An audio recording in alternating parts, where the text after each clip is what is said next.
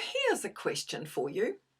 What do you think would happen to all those farm animals? I mean, there's millions of them, right? If everyone went vegan like overnight, what would happen to them all? Let's cue the intro. Hi, Fee here, the Healthy Vegan author, helping people to go vegan through my books and encouraging you to stay a healthy vegan.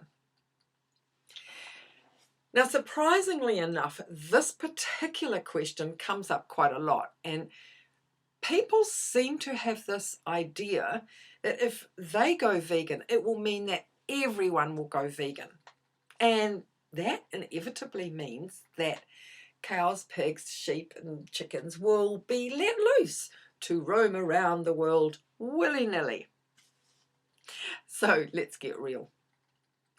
Even though there are more and more people turning to veganism every single day, it is plainly obvious that the majority of people have a very long way to go before even thinking about eating plants rather than animals.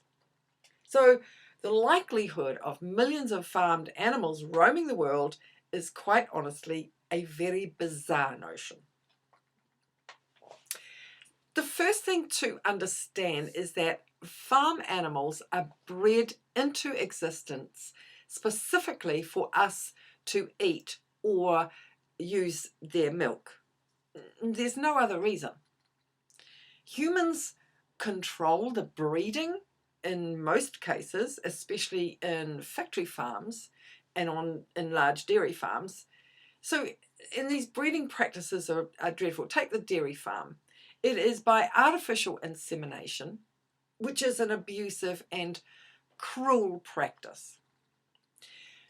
And it's really only done for the farmer and for the production and for the number of dairy cows that the farmer has.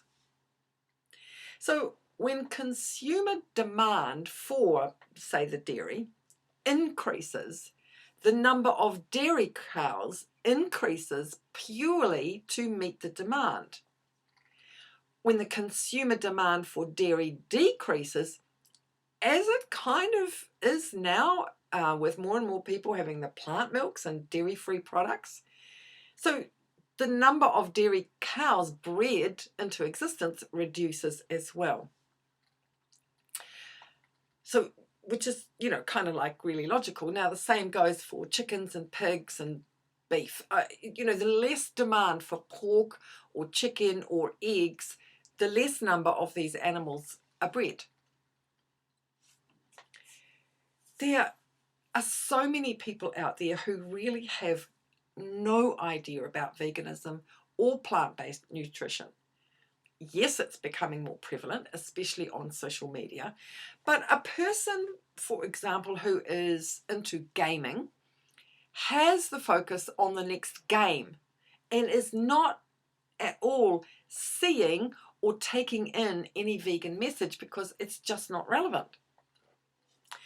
Now, if you take, for example, you're wanting to buy a car and you want to get something a bit different. And so you go and get a Citroen C3. I don't have one personally and probably would never buy one, but we'll take that because it's unusual and it's different.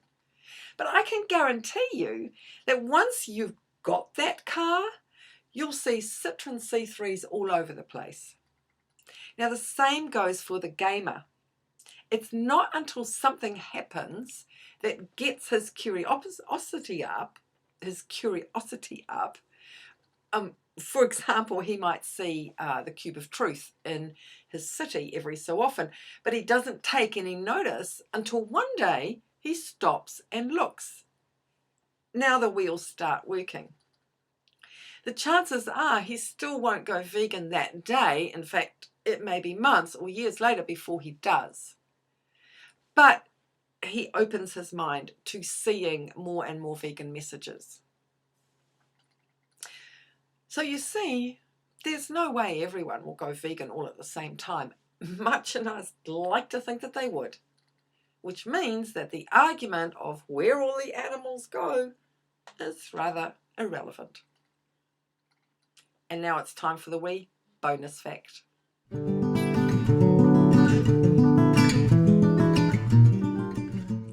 I thought I'd give you a couple of food facts, as I haven't done these for a while. So, cranberries. Now, I've talked before about cranberries, how good they are for you, but I'll tell you again in case you missed it the first time round, and then I'll tell you the kind of weird fact about them. So, the American Indians used wild cranberries as both food and medicine, and then introduced them to the early settlers. Now, the sailors really appreciated them as they discovered that they warded off scurvy because they're packed full of vitamin C. But they're also got vitamin A and K and rich in antioxidants that may help prevent a range of diseases, plus they're low in calories. Now, because they are rich in vitamin C, you could try adding some to your salad greens or even sprinkle some over kale because vitamin C helps to get the iron absorbed. Okay, so now for that fun fact. Ripe cranberries bounce. Yep, they bounce like a rubber ball. They're also known as bounce berries. Number 2, did you know that carrots used to be purple? Actually, you still can get purple ones, but they're certainly not common. Now, in the wild, the purple carrot would sometimes throw up mutants of white or yellow, and then over time, 17th century Dutch carrot growers managed to cultivate them, finally getting them into the orange ones we know today, the early process of GMO. Now, I have tried the purple ones, and I really like them. Some people don't, but I did. I didn't think there was a great deal of taste difference. Maybe the orange ones are a little sweeter.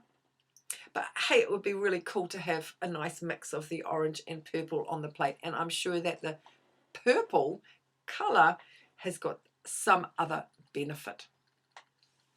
That's it for today. Thank you so much for watching.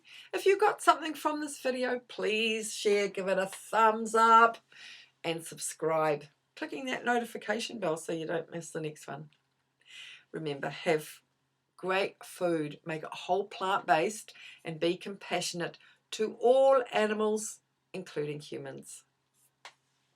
Bye for now.